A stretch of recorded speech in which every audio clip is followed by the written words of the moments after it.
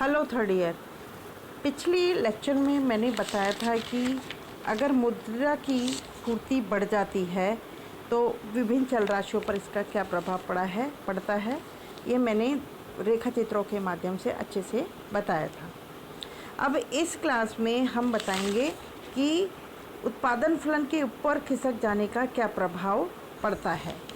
जैसा कि डायग्राम आप देख रहे हैं, ए डायग्राम की बात करें, ए डायग्राम में ओ एक्स पे है मैंने रोजगार की मात्रा ली है, ओ वाई पे वास्तविक उत्पादन लिया है।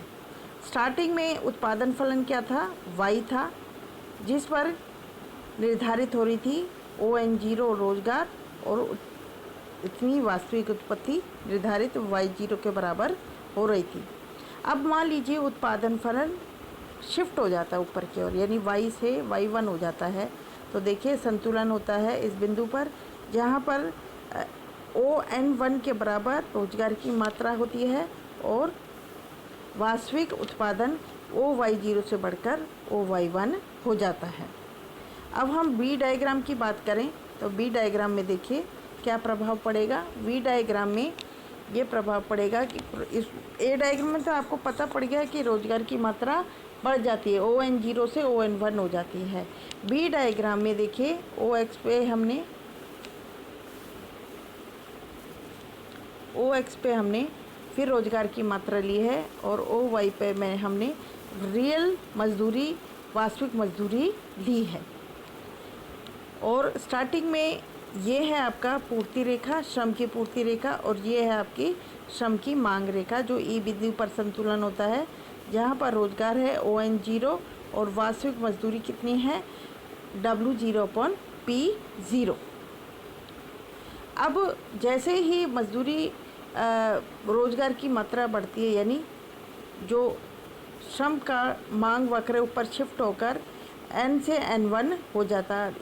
ई वन बिंदु पर संतुलन होता है जहाँ पर रोजगार की मात्रा पहले से बढ़कर ओ एन जीरो से ओ एन वन हो जाती है और वास्तविक मजदूरी है वो W one upon P one हो जाती है। इस प्रकार बी डायग्राम में ये प्रभाव पड़ेगा, रोजगार की मात्रा बढ़ेगी और साथ में वास्तविक मजदूरी की दर भी बढ़ेगी। अब सी डायग्राम की बात करें तो सी डायग्राम में कोई परिवर्तन नहीं आएगा। अब आप देखेंगे सी डायग्राम की बात करें तो सी डायग्राम में ओ एक्स पे मैंने मुद्रा की मात्रा ली है, ओ वाई पर मौद्रिक आय ली है। ये आपके एम पी वाई मुद्रा के परिमाण सिद्धांत को बता रहा है।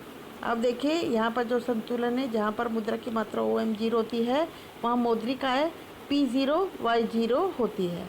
लेकिन जैसे ही अगर उत्पादन बढ़ता है, उत्पादन बढ़ने पर भी साथ साथ कीमत भी बढ़ती है, इसलिए कीमत तो पी वन वाई वन मौद्रिक आय यानी स्थिर रहती है, उतनी ही रहती है जितनी की पहले होती है सी डायग्राम में जैसे बताया गया है।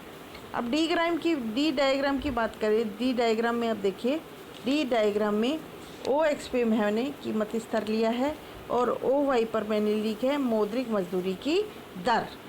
स्टार्टिंग में जब मजदूरी डब्ल्यू ज़ीरो अपन पी ज़ीरो होती है, जहाँ पर ये देखिए ये कीमत रेखा है जहाँ पर कीमत स्तर होता है ओ पी ज़ीरो और मौद्रिक मजदूरी होती है डब्ल्यू ज़ीरो। जब उत्पादन बढ़ता है तो शिफ्ट होकर ऊपर की ओर हो जाता है W up one upon P one, यानी मौद्रिक कीमत स्तर पहले की तुलना में क्या होगा, गिर जाएगा। तो कीमत स्तर और मौद्रिक मजदूरी क्या हो जाएगी, बढ़ जाएगी, जैसा कि इसमें बताया गया है। ये किसके परिणाम स्वरूप हुआ है, रोजगार की मात्रा यानी राष्ट्रीय उत्पत्ति के बढ़ने के कारण। यानी क्या कह सकते हैं कि उत्पादन फलन के ऊपर खिसकने का जो ए डायग्राम में जो चलने पर उत्पादन फलन वाई से वाई वन आ जाता है और बी डायग्राम में श्रम का मांग वक्र एन से बढ़कर एन वन आ जाता है, जिससे श्रम की मांग श्रम की पूर्ति का संतुलन ई से ई वन पर चले जाता है और रोजगार की मात्रा एन जीरो से बढ़कर एन वन हो जाती है तथा वास्तविक उत्पत्ति वाई जीरो से बढ़कर वाई वन हो जाती है। मुद्रा की मात्रा व एम के स्थिर रहने से उत्पत्ति के बढ़ने पर कीमत स्तर नीचे होता है।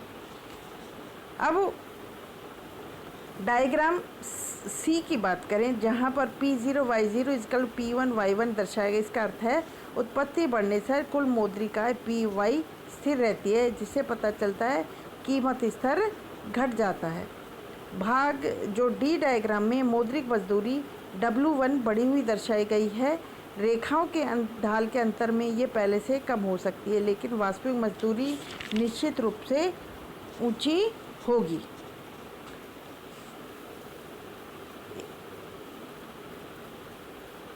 इस प्रकार ये मालूम पड़ता है